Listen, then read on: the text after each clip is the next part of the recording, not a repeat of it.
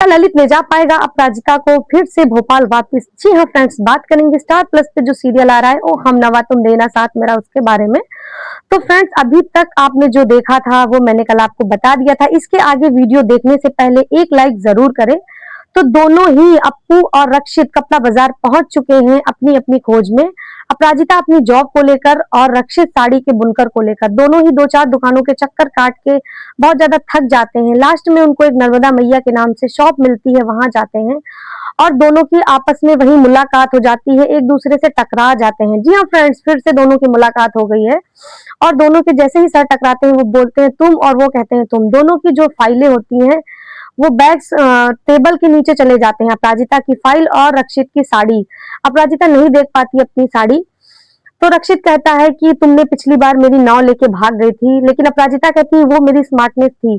तो रक्षित कहता है उसके बाद तुम महेश्वर घाट से बदला लेने के लिए मेरी गाड़ी में टक्कर मार के चली गई थी। तो अपराजिता शॉक्ड हो जाती है और वो सॉरी बोल देती है। उसके बाद में दिखाते हैं फ्रेंड्स, लाइट चली जाती है। दोनों ही अपना जो बैग होते हैं वो टेबल के नीचे ढूंढ रहे होते हैं, तब तक लाइट चली जाती है, अंधेरा हो जाता है।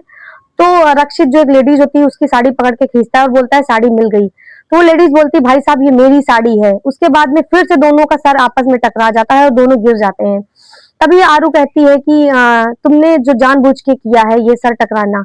अप्पू कहती है, तो रक्षित कहता है नहीं मैंने जानबूझ के नहीं किया, चलो एक बार और टकराते हैं। वो एक दूसरे का जो है सर पकड़ लेते हैं। रक्षित अपराजिता का सर पकड़ लेते हैं और अपने आप दोबारा से टकरा लेते हैं। कहता है एक बार टकराने से काला कुत्ता काटेगा। जैसे ही दोनों खड़े होते हैं और कुछ आगे बात करना चाहते हैं, वैसे ही ईरा की एंट्री हो जाती है। फ्रेंड्स, ईरा आ जाती है और ईरा रक्षित का हाथ पकड़ के बोलती है तुम्हें इधर उधर घूमना शोभा नहीं देता, तुम यहाँ से चलो।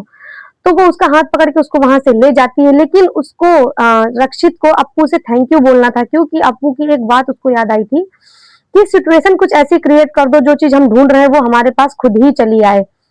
इसलिए वो अप्पू को थैंक यू बोलता है और वो चला जाता है। तभी अपराजिता के घर से अपराजिता के भाई का कॉल आता है और वो बताता है कि आपके जो पापा हैं, अप्पू के जो पापा हैं, उनकी तबीयत खराब हो गई है बहुत ज्यादा।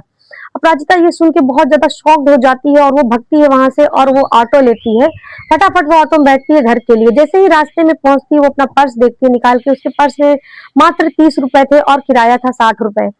तो वो वहीं पे उतर जाती है 30 रुपए देकर और भागते भागते पैदल पैदल अपने घर पहुंचती है। जैसे ही अपने पापा की वो हालत देखती है वो बहुत ज्यादा दुखी हो जाती है और इसी बात पे आरू और उसका भाई अरविंद दोनों ही रक्षित अपराजिता पे बहुत ज्यादा चिल्लाते हैं और कहते हैं हर चीज का जो जिम्मेदार तुम ही हो। ना ही तुम आराध्या की सास को जवाब देती उस दिन, ना ही 15 लाख की डिमांड होती और ना ही अप्पू की जो बातों से आराध्या की शादी टूटती। आराध्या भी इन सब का ब्लेम अपनी बहन अप्पू को करती है, जिससे अप्पू बहुत ज्यादा दुखी हो जाती है। सभी घर वाले बहुत ज्यादा दुखी हो जाते हैं, लेकिन लास्ट में अप्पू जोर से चीखती है और कहती है कि तुम शांत रहो, हम सारी सिचुएशन जो है हैंडल कर रहे हैं, घर वाले भी साथ दे रहे हैं, प्लीज शांत रहो, इस टाइम पापा की तबीयत देखो।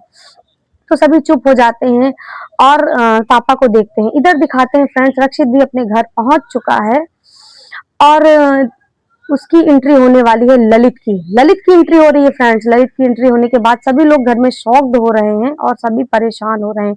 इसके आगे का एपिसोड मैं आपको कल बताऊंगी। अगर इसके आगे के एपिसोड में आप इंटरेस्टेड हैं तो प्लीज मेरे चैनल को सब्सक्राइब करें और वीडियो को एक लाइक जरूर करें। Bye bye.